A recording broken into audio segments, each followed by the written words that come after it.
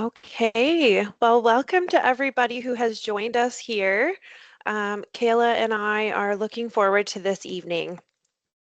Some people might trickle in as we get started, and that's absolutely okay. I'm going to just start our slideshow here, and then we'll jump right in.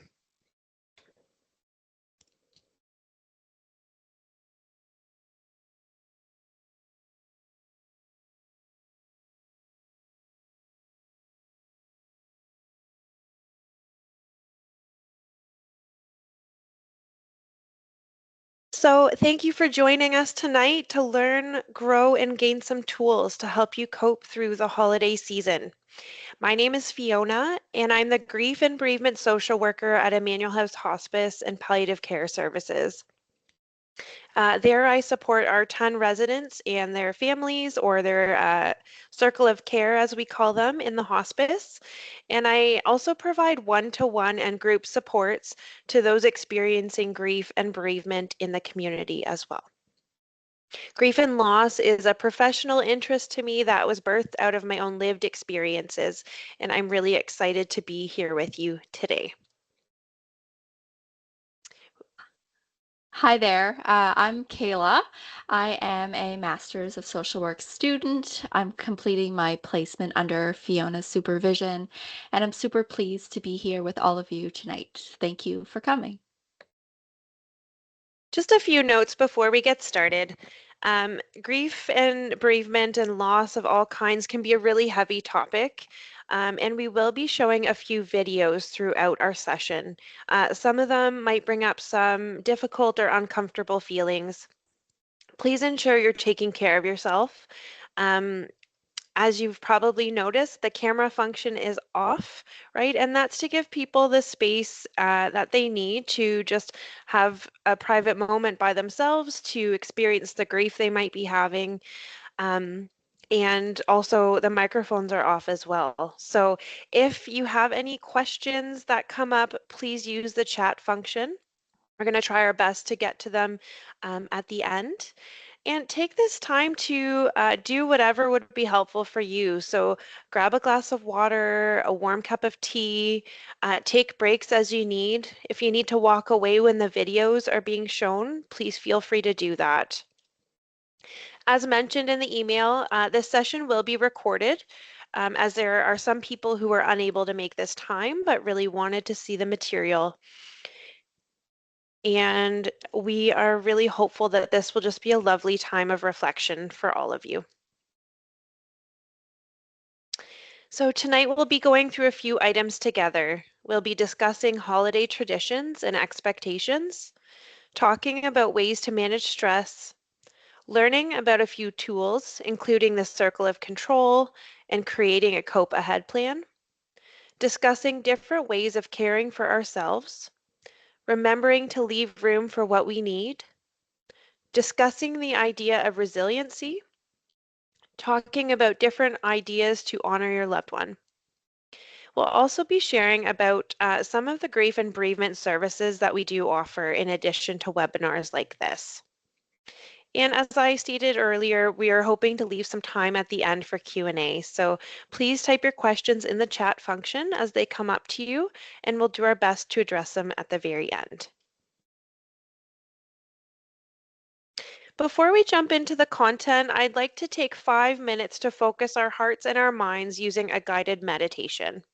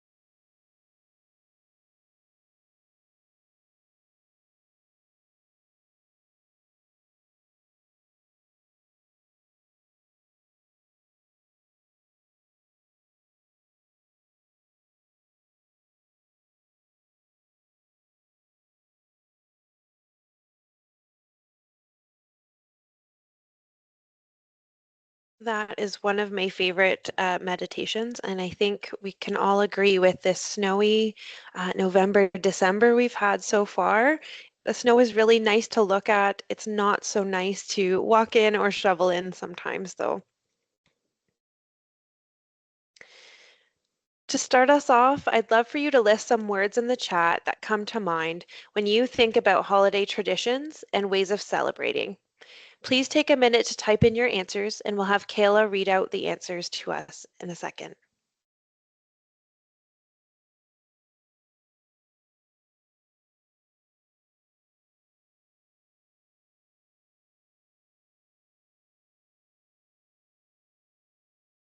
All right, so we have a few answers coming in here.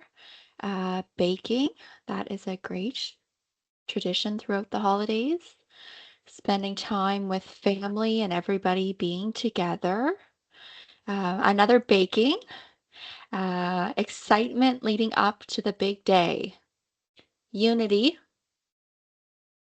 family, and food preparation.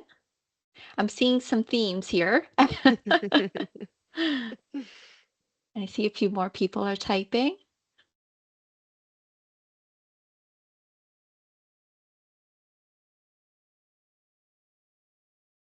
Sharing a meal with loved ones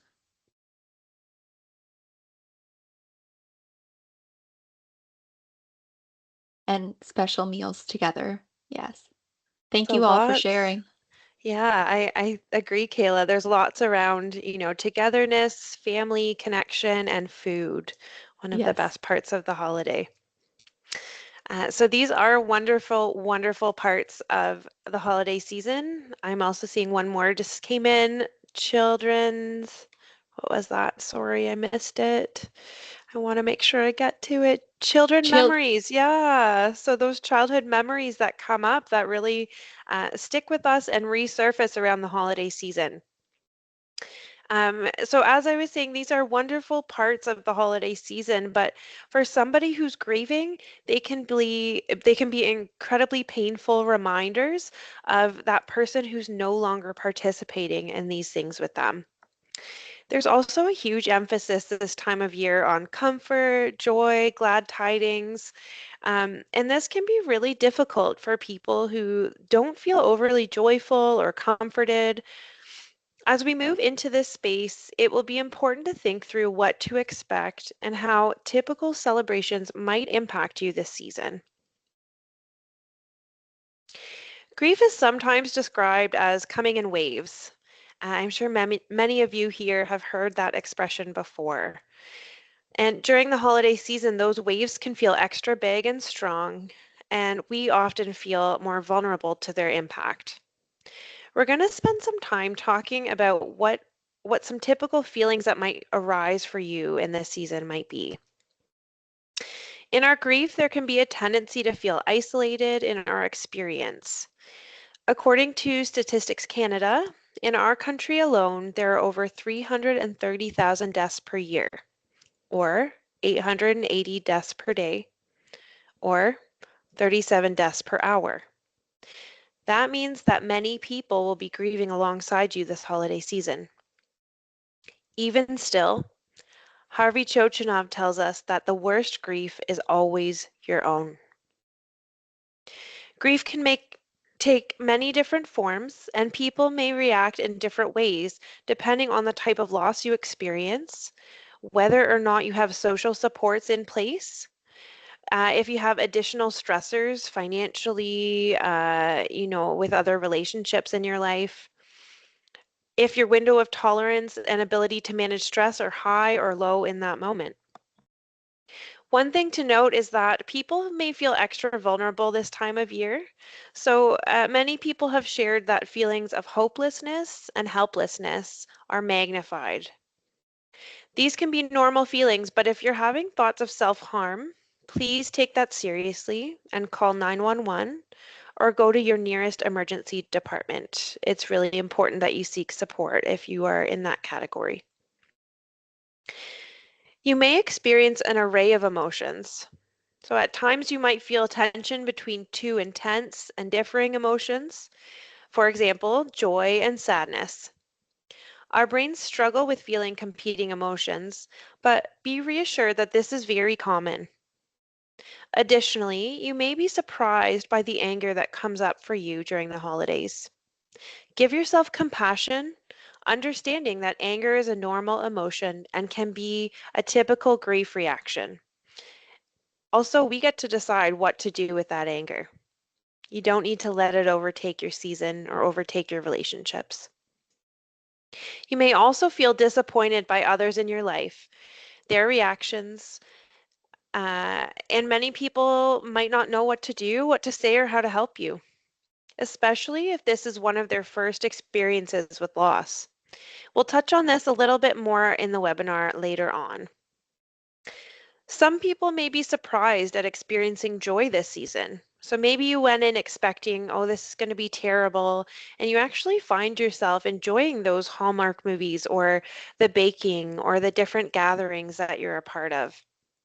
Again, notice the emotion without judgment and try to be gentle on yourself, allowing room for all emotions. Normalizing these feelings can help us move away from any guilt or shame that we might experience. Now we're going to take the time to watch this short video on this woman's experience with grieving during the holidays.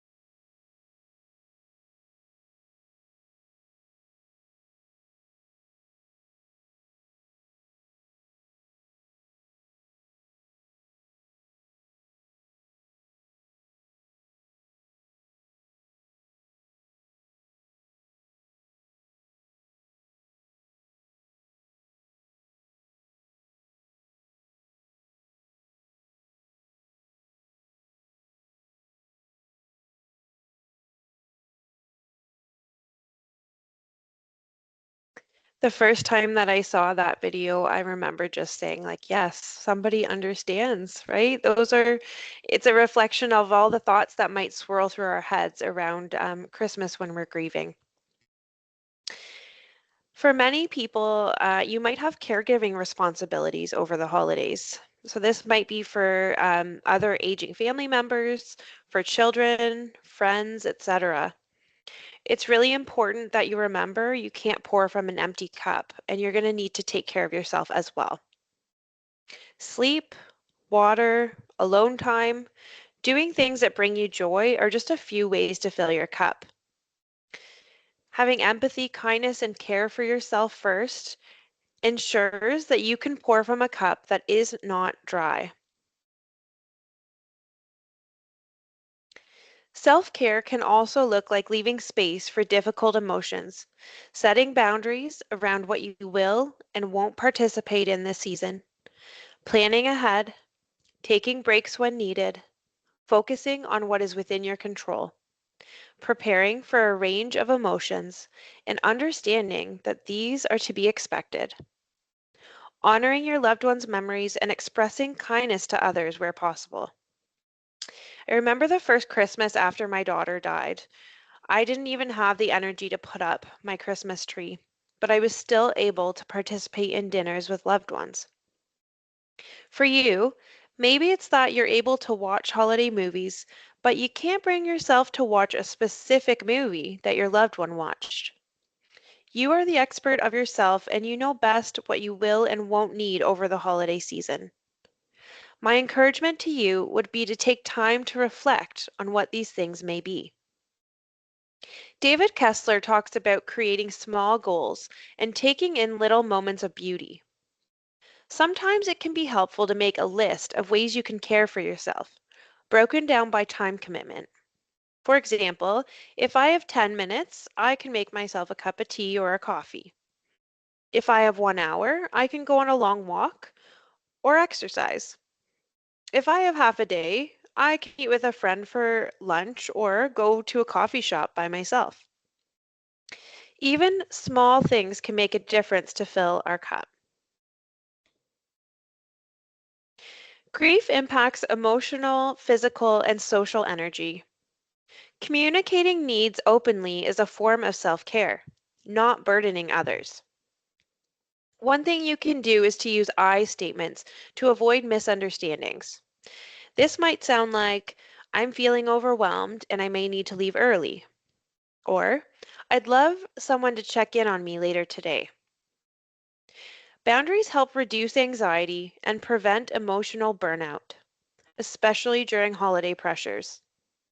Many people want to help, but they don't know how.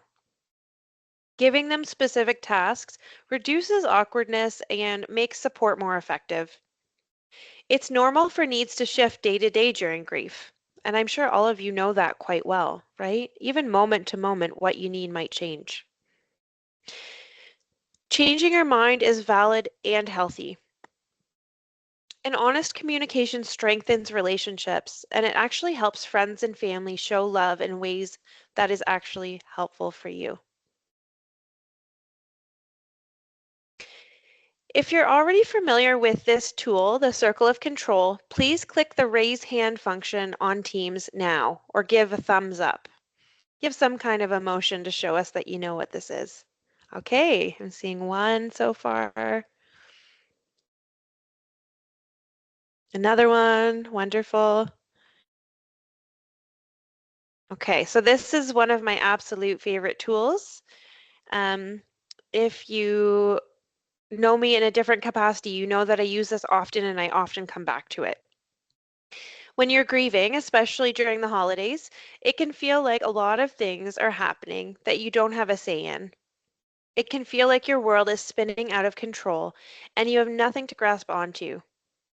The Circle of Control is a wonderful tool to help you with reframing thoughts, decreasing anger, anxiety, and disappointment, and maintaining realistic expectations of both yourself and others. As you can see here, the inner circle is full of things that we do have control over. Our own actions and reactions, our own attitudes, our self-care and our boundaries, our work ethic, how we treat others, giving grace and understanding to others, the goals we set, and how we speak to ourselves. What do you notice about the inner circle? I'll give you some time to type this into the chat now.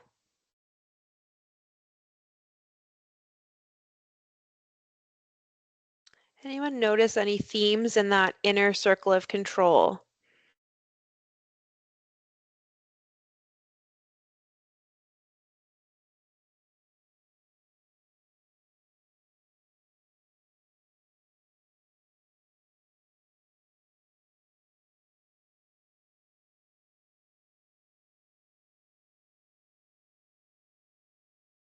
That it's all about my own stuff. You got it. It's all about me.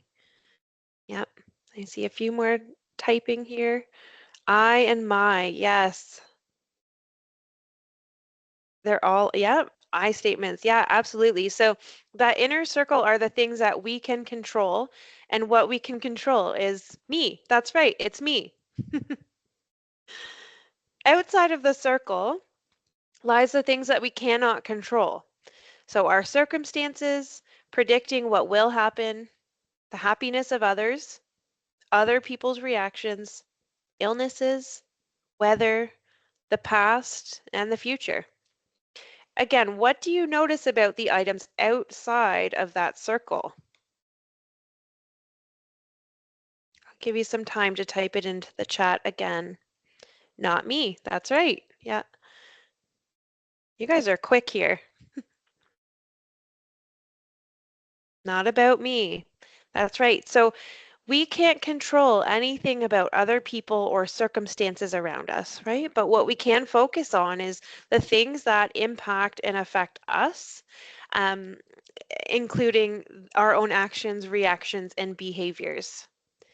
That's right. So out of my control. Yeah, so that's great. You guys are catching on to this really quickly. So yeah, we focus a lot of our time and energy on that outside circle, don't we? Around the things that we can't control or change or impact. And I think what this does is take away from opportunities to own the things in that inner circle and to focus on changing the things and impacting the things that we can actually change and impact. This visual can be really helpful to redirect your thoughts and attention. And I often tell clients to print off a copy and put it in a high traffic area of your home where you see it often. I have these printed all over my own home because I just find it really helpful to reframe and refocus. Without a major loss, the holidays can feel stressful. With a loss present, stress may feel unbearable at times. Focusing on ways to self-soothe can be really helpful. Stress can often send a signal to your brain that you are unsafe and need to fight, flight, or flee. When we can use different physiological self-soothing techniques, we can help our brain cope and manage in healthier ways. Some healthy ways to manage stress include using mindfulness, like the video that we did in the beginning. This helps your body and mind stay present in the moment instead of wandering off or moving into a place of worry or focusing on that outside circle we just talked about. There's a lot of research around physically moving your body and how this can reduce stress and help your brain process. As discussed earlier, grief can make us feel extremely isolated. Looking to a person close to you for support can be a helpful way to manage stress over this season. And last, box breathing is a great way to reduce stress. So this is a really simple method that I like to use, um, where you breathe in for 4 seconds, you hold for 4 seconds, you breathe out for 4 seconds, and you hold for 4 seconds, all the while drawing the shape of a box with your finger. I just want to note that this list is not exhaustive. If there are ways that you have found helpful to cope and manage your stress, please feel free to type them in the chat now. We'd love to hear your responses.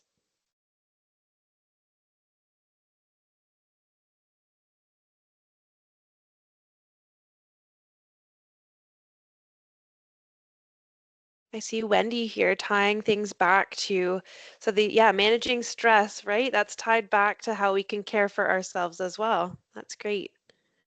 Walking, playing with my dog. Yes, pet therapy is the best therapy. Watching my favorite show or movie, absolutely.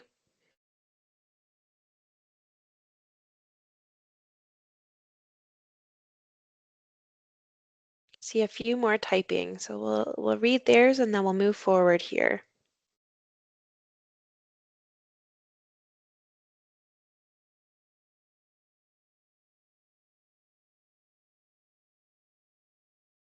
Exercise, walking outdoors really helps. Yeah. Listening to music. That's great. These are some really great answers, everyone. Thank you so much for sharing them with us. So now we're going to watch a really brief video here on how to use the square or box breathing method to calm your central nervous system and feel more regulated.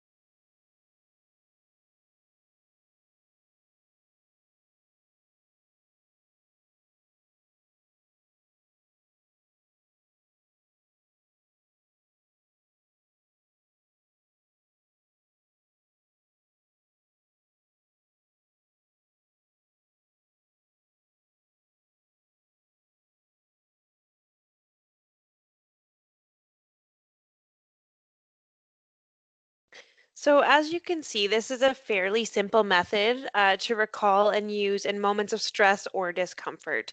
And I like that it's something you can practice outside of stressful situations to kind of train your body and your nervous system as well. Another really helpful tool can be to create what's called a cope ahead plan. As many of you know, we live in a death denying society, right? Where people feel really uncomfortable talking about death, grief, loss, and bereavement. I often say it's like people think it's contagious, right? So if I say it out loud, then it might happen to me. As a result, we're, well, often well meaning. Sometimes people can say things that are really hurtful. This creates a disconnect between the griever and the supporter, and you may be left feeling unsupported and isolated in your feelings. Learning to address these situations in kind and assertive ways, as well as reminding yourself that intentions are often good, can help reframe the interaction and focus on that inner circle of control. A cope ahead plan is making a plan for ourselves for a stressful or uncomfortable situation in the future. Having a plan in place can help you prepare and act in effective ways that align with your own personal values instead of acting in ways that are dictated by your feelings in the moment. A good starting place is to think through what you might expect from others. What are potential scenarios that could arise for you during the holidays? People you interact with could be at a loss for what to say. They could compare their personal losses to yours. They might not know how to say what they want to say. They might have a tendency to minimize your loss. They may avoid the situation altogether. They may look uncomfortable as they're talking to you. And some people might actually surprise you in positive ways and be the empathetic and supportive people that you need. The next step in this plan is to reflect on how you might typically respond in the situations discussed. Will you feel defensive? Will you withdraw and retreat socially? Do you anticipate having the energy to ask for what you need? What are typical ways you might cope with stressful situations? For example, if you've struggled with using substances as a way to cope in the past, ask yourself if this is something you anticipate this season as well, and create a plan for this too. For example, scheduling an NA or AA meeting before and after a family gathering, scheduling a therapy session before and or after a gathering, or using a harm reduction strategy to plan exactly when, how much, and with whom you'll be using. In creating a cope ahead plan, it's important to remember to be true to your needs, to give yourself permission to ask for those needs. This might feel uncomfortable at first if you're used to being in a caregiver role. Prepare yourself for difficult moments. Those grief waves can come crashing over us at times we least expect it. Part of the cope ahead plan is understanding that there will be difficult moments, but having a plan in place can provide the confidence to work through those moments in ways that help us stay true to our values. Engage in the creation of new traditions. This one can be really difficult sometimes, as it can feel like we want to protect the old traditions that once involved the person who's no longer with us. Try to start with small rituals, to remember that traditions do not need to be perfect, and to try to see change as an opportunity. Though this is not always the case, embracing old traditions can provide people with the sense of comfort they desire over the season. It can help them feel like their loved one will not be forgotten and is still engaging in the rituals of the holidays with them. Including your loved one can take on other forms, such as sharing a special memory over the holiday meal, going to a place that you love to go together or that had a lot of meaning for you, or baking a special treat that your loved one enjoyed. Last, try to avoid becoming defensive. There can be a tendency to want to protect the memory of your loved one, and a disappointment that happens when others do not share this desire, or it seems like they don't share this desire. It, of course, makes sense that you would want to protect their memory. Having clear and assertive language, such as the stuff that we've talked about before, so the I statements and just speaking with clarity, saying exactly what you need from others, all of those things are going to help you avoid being defensive.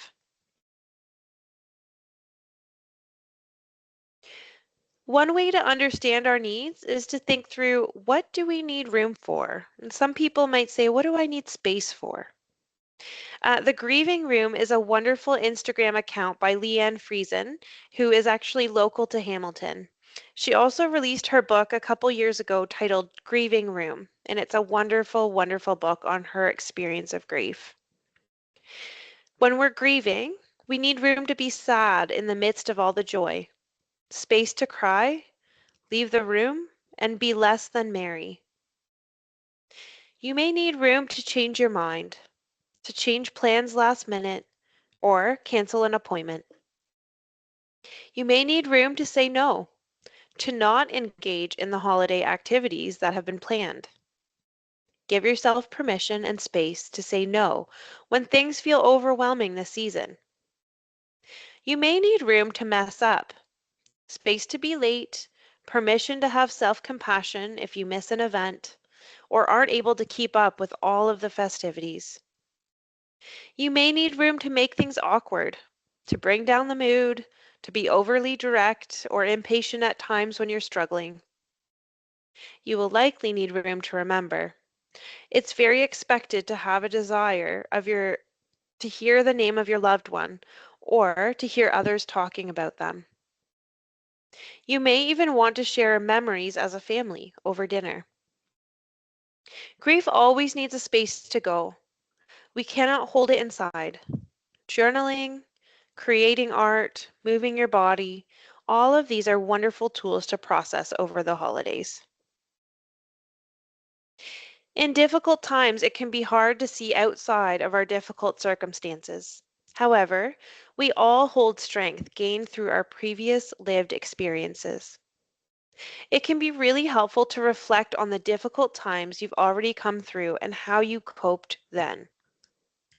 One way to flex this resiliency muscle is to establish new memories and traditions by including the memory of your loved one. Kayla will share some ideas with us shortly on this. Resiliency can also be fostered by noticing and accepting positive emotions when they come in. This can be really difficult as we often believe that it goes against what grieving should look like. Many years ago, I read about a study for US college students' responses to the 9/11 terrorist attacks. Fredrickson, who is the researcher, noticed that some people exhibited resiliency, and what he said was their secret was that experiencing positive emotions buffered resilient people against depression. And this was the active ingredient that helped them thrive. So it's really important that you notice and name any positive emotion that might come up, and you give yourself permission to let them in instead of pushing them away. It's not only expected to feel joy sometimes, but helpful for you in the long run. Now I'm going to throw things over to Kayla, and she's going to talk to you about different ways to honor your loved one. Thank you. So, although your loved one may not be here physically in person, there are a number of ways that you can remember your loved ones during the holiday season. And that can bring comfort and it can help keep their memory alive. So, some of the ways that you can remember your loved one are lighting a candle. So, you can light a candle in memory of your loved one, and it can be a meaningful way to remember and celebrate their life. The candle could be in a special place in your home. You could surround it with your favorite photos of your loved one, as well as any items that might remind you of them or might have been important to the individual. I know a lot of people mention baking, so making a recipe that reminds you of your loved one. It brings a sense of closeness and comfort. And you can also take this as an opportunity to share this special recipe with other family members and share memories and stories while you're sharing the meal together. You can also purchase or make an ornament or a wreath in their memory. So this could be a tangible reminder of their presence. And you might choose something that reflects their personality or their hobbies. You could even make something more personalized that could include photos, objects, or symbols. And each year during the holidays, if you choose to reuse the ornament or wreath, you can use this as a reminder of your loved one. Another one of my personal favorites is leaving an empty chair. So this is a great way to keep your loved one's memory alive at, for example, Christmas dinner. You could place a photo on their seat or a small memento, and it creates a visible reminder that they're not forgotten at family gatherings. You could hang a stocking in their memory, and you can invite family and friends to write happy memories or messages to place inside the stocking. Then on Christmas Day or another time during the holiday season, you could gather to read the notes aloud and share in the remembering of your loved one. I think this is another one that what other folks mentioned as well was movies. So watching a holiday movie that your loved one really enjoyed can bring special meaning and memories to times that you've spent together. Um, it can also be a chance to introduce others to something that your loved one enjoyed and create a special experience with new memories. If your loved one had a favorite holiday tradition, this can be a source of comfort as well. So, this could be baking a specific dessert or attending a specific holiday service. These traditions can help preserve their legacy. And lastly, creating a playlist. So, if your loved one really enjoyed music, it can connect us through memories and emotions. Um, you can invite family members and friends to contribute to the playlists that you may have that will evoke memories of the person. It could be played at your holiday dinner or gathering. And again, this brings everyone together to remember your loved one. As we navigate the holiday season, finding ways to honor and remember our loved ones can bring moments of peace and connection. And these simple traditions allow us to keep their memory alive. It fosters a sense of comfort and love, even in their physical absence.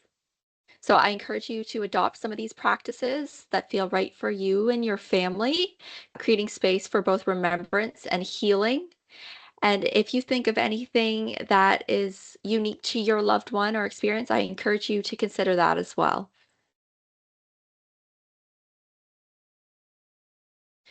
Something else that we wanted to share in the webinar is the idea of growing around your grief. So you may have heard people say that time heals all wounds or time makes things better. But this idea is actually a little bit different. So this was designed by Lois Tonkin out of her work in grief and bereavement with parents who've suffered the death of their children. So, this perspective of grief does not tell someone that their grief will go away in time. It tells you that you will never be over it. It acknowledges that there will be some days where you feel grief as strongly as you did when the person first died. And so there will be days where you're able to move on with other parts of your life. Sometimes people feel guilty about this as if they're being disloyal to the person who has died. And we can even try to hang on to the sadness or grief as a way of trying to remain connected to our loved one.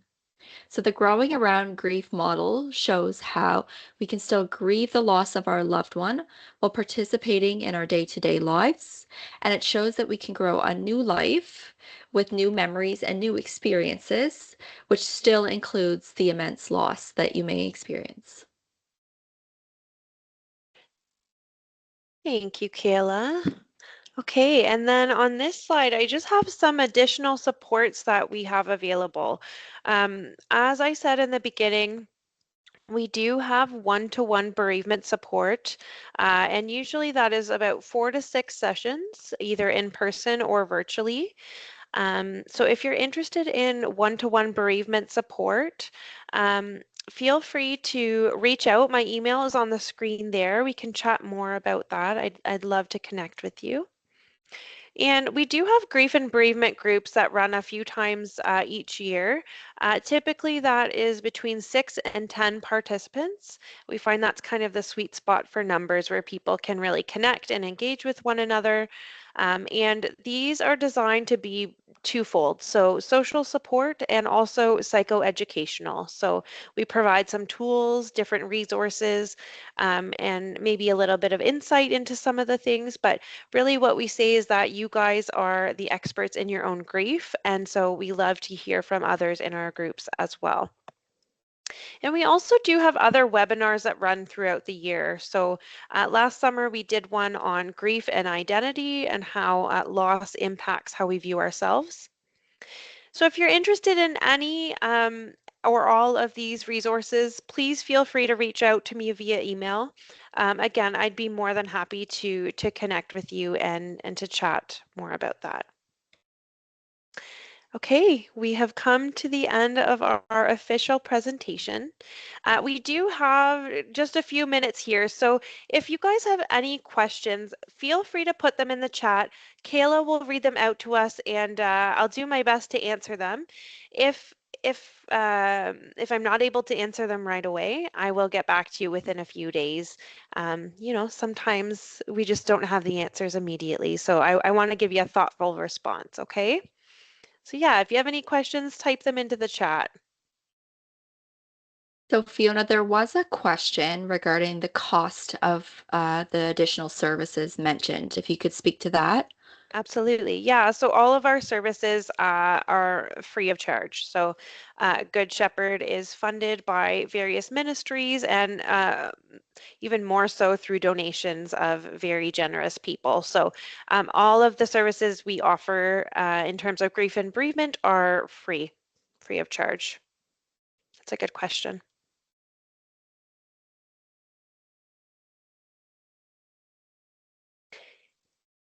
I'm also interested in hearing some insight. So if you don't have questions, that's okay. Do you have any thoughts or reflections as you've kind of listened to some of the suggestions we've given? Maybe it's stirred up some thoughts or memories or things that's been helpful for you in the past as you've grieved during the holiday season. We'd love to hear.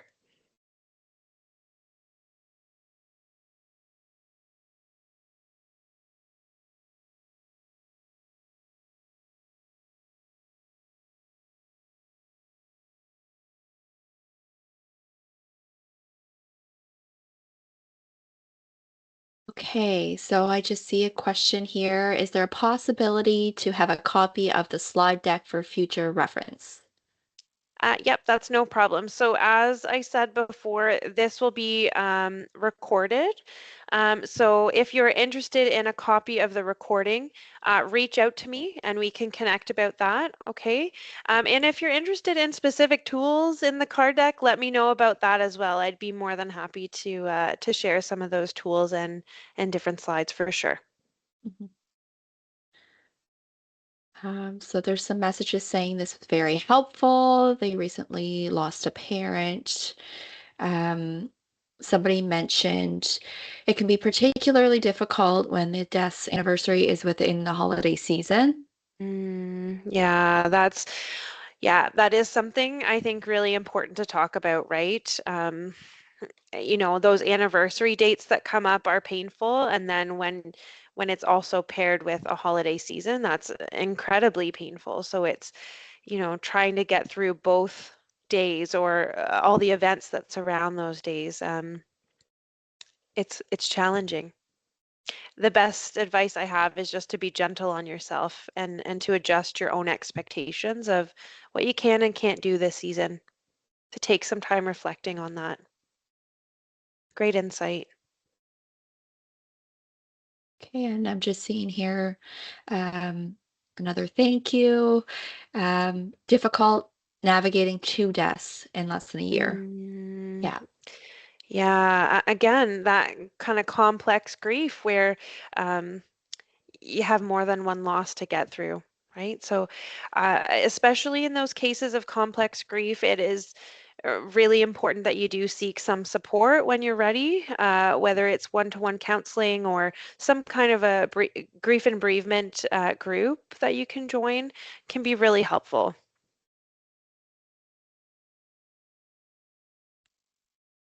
I do see a few more people typing, so I'll just give them a minute. Absolutely.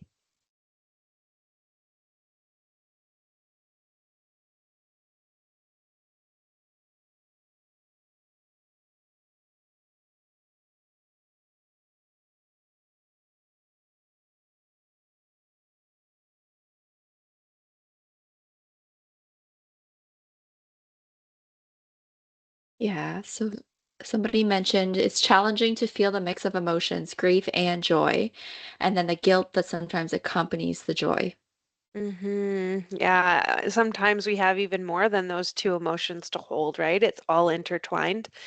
Um, we talked about it only kind of briefly in this webinar, but try not to judge the emotions that do come up. Just notice them I like to say we're going to notice the emotion, we're going to name them, we're going to validate the emotion, and then we're going to decide what to do about it, right? Sometimes that's nothing. Sometimes that's I need a distraction, I'm going to go for a walk. Sometimes it's I'm going to write this down or I'm going to tell a friend about it. But if you can notice, name, validate, and then respond, that's a really helpful way to process and get through what seems like opposite or differing emotions that come up, especially for that guilt, right? Just giving yourself permission to experience what you're experiencing. Right. And the chat bubbles are gone. So this is the last Okay. message, I think. Um, so it just says, thank you. It was educational, expanded my toolkit of resources for Mhm. support. So that's great.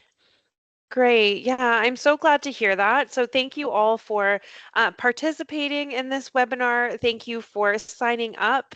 Um, like I said, if you're interested in the recording, if you're like, oh, I have this friend or this family member who would really appreciate this, reach out to me and I'm happy to send it once it's edited and finalized and all of that. We'd be more than happy to send that over, okay? I'm wishing you all a really, really peaceful and comforting holiday season. And please reach out if you are interested in any of the supports that we do have available. Take care.